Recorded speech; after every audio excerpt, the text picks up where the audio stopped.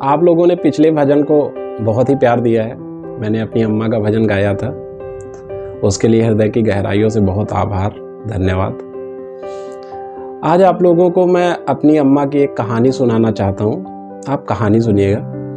देखिए, जब हम बहुत छोटे थे तो अम्मा मेरी कहानी सुनाया करती थी और कहानी कुछ इस प्रकार है, मतलब कहानी का शीर्षक है कि अपने से बड़ों का, अपने से बुजुर्गों का हमें सम्मान करना चाहिए, सम्मान करना चाहिए। तो एक बार की बात है, एक राजा किसी राज्य में, बहुत पुरानी बात है, राजा किसी राज्य में शासन करते थे। तो वहाँ उन्होंने एक आदेश पारित किया, एक ऑर्डर निकाला कि मेरे राज्य में कोई भी बुजुर्ग इंसान नहीं रहना चाहिए, जितने भी बुजुर्ग हों उन सभी को मरवा दिया जाए। तो अब राजा का आदेश था, उसका पालन करना था सभी को। तो भाई उस राज्य में जितने भी बुजुर्ग, पुरुष महिला, मतलब जितने भी बुजुर्ग लोग थे उन सभी को मरवा दिया गया।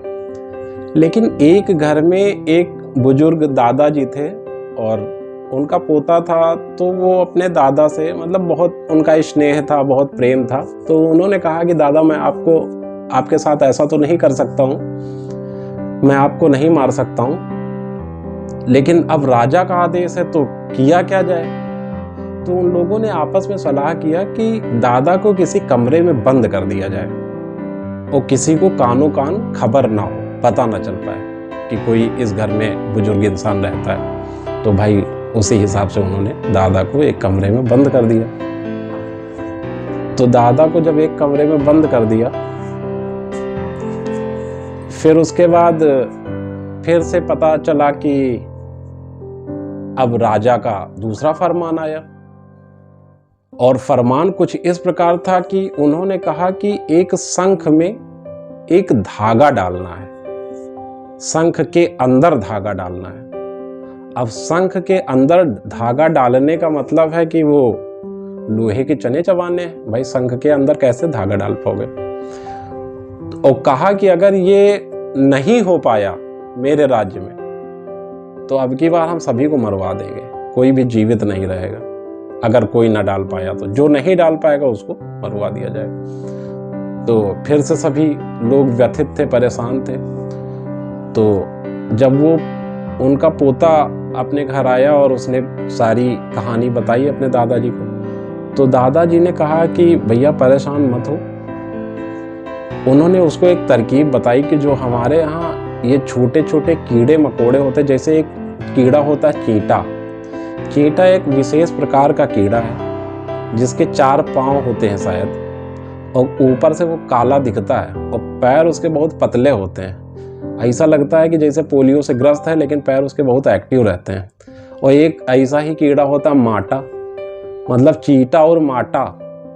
तो उन्होंने कहा चाहे चींटा पकड़ लाओ चाहे माटा पकड़ लाओ और उसके पैर में एक धागा बांध दो और उसको शंख के मुंह पे डालो, रख दो, मतलब वहां पे बिठा दो या पीछे की तरफ। तो वो धीरे धीरे, अगर शंख के मुंह के पास बिठाओगे तो वो पीछे की तरफ जाएगा, और पीछे की तरफ बैठाओगे तो वो आगे मुंह की तरफ से निकलने की कोशिश करेगा। तो भाई वही किया उसने, पोते ने उनके मुंह के पास बिठाया, चींटे के पैर में धागा बांध के, और धागा वो सीधे जो है चींटा निकल गया उधर और धागा भी निकल गया, धागा मतलब। तो बताया जाके राजा को, राजा ने कहा कि राजा ने देखा तो काफ़ी, मतलब वो शॉक्ड हो गए कि ऐसा कैसे हो सकता है। फिर राजा ने कहा कि इस गांव में ज़रूर कोई अभी बुजुर्ग बचा हुआ है, क्योंकि इतनी अकल तो है नहीं कि तुम लोग ये शंख में धागा डाल दोगे। तो कहानी का शीर्षक यही है कि आप कितनी भी किताबें पढ़ लें, कितना भी ज्ञानी बन जाएं, लेकिन जो सीख आपके बुजुर्ग, आपके बड़े आपको दे सकते हैं, वो शायद किताबें आपको नहीं दे पाएंगे। मतलब अम्मा सुनाया करती थी, तो हमने सोचा कि आप लोगों के साथ एक कहानी शेयर की जाए। तो कहानी से यही सीखने को मिलता है। तो आप चाहें तो आप भी अपने बच्चों को कहानी के माध्यम से उनको सिखाएं, उनको बताएं कि अपने से बड़ों का, बुजुर्गों का सम्मान करना चाहिए। जय हिंद, जय भारत।